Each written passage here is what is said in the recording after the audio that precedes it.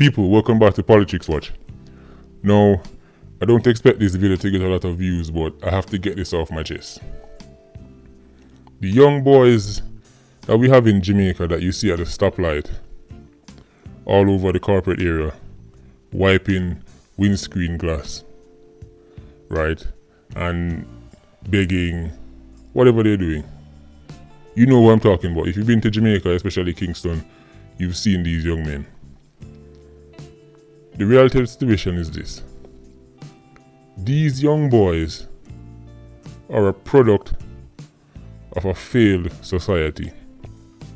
These young boys are the byproduct of a culture that even to this day refuses to take reproduction seriously, right?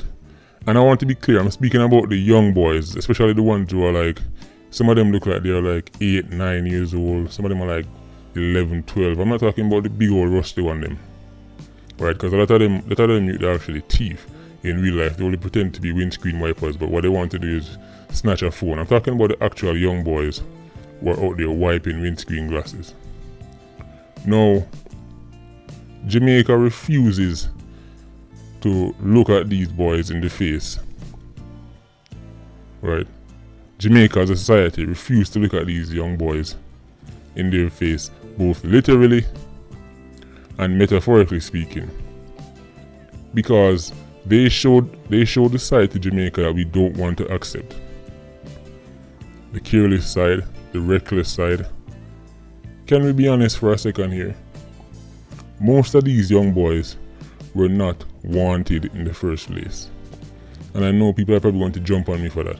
But a lot of these young boys you see on the streets begging, wiping glasses, their parents did not want them. They are a product of careless life, right? They're a product of a culture that teaches men that in order to be a real man, you need to have 100 kids with 100 different women. A culture that refuses to emphasize to girls, especially girls from inner city, just how important it is that you don't reproduce until you can at least feed yourself, much less to feed another mouth, right? These young men can be annoying. Even I have to admit that. It can be very annoying. But still, my heart bleeds for them, and yours should too. These young boys did not ask to be brought into this situation. A lot of them come from loveless homes. Let me say that again. A lot of these young boys come from loveless homes. They probably don't have a father, and their mother cup run it over and she send them on the road, go do whatever they can. People, I want you to understand that a lot of these young boys, some of them end up getting, people touch them up. That's the best way I can put it. Okay, grown men see them in their desperation and take advantage of them. Give them a little chump change here and there and take advantage of them. Destroy their innocence, destroy their youth. Jamaica does not want to face the reality of the situation because these young men remind us of the nation that we have built so far. They remind us that no matter how much we pretend like everything is all hunky-dory and we go whole heap of party them and jump up and enjoy ourselves and say, oh, whoop to do.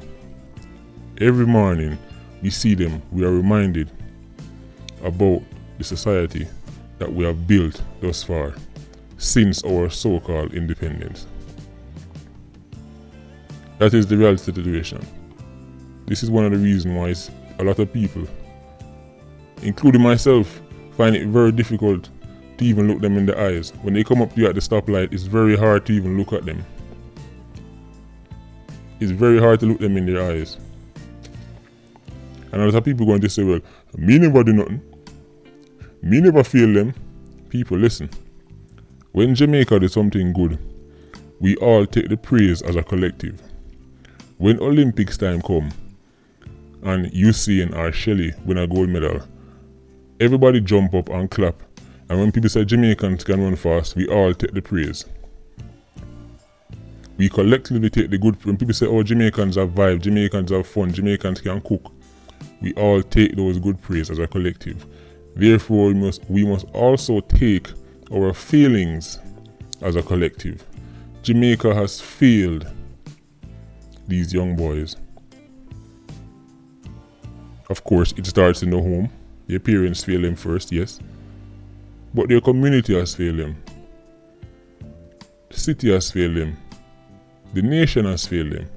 And until we're ready to accept this, right, and face the reality, the situation is never going to change. This is Politics Watch. Remember to like, comment and share. Big up.